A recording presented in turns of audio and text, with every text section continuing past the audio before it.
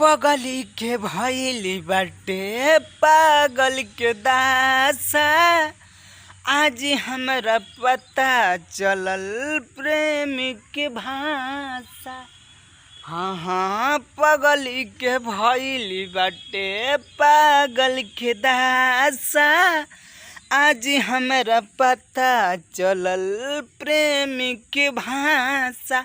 रुवते रुवते मिले हमसे आइल बड़ी हमारी जानी। आज हरदी से लौटाइल बड़ी हमारी जानी। आज हरदी से लौटाइल बड़ी। कहली कि जीना पाए बिक्रिया खाली सीना से सटली बाड़ी छोड़ के न जाली।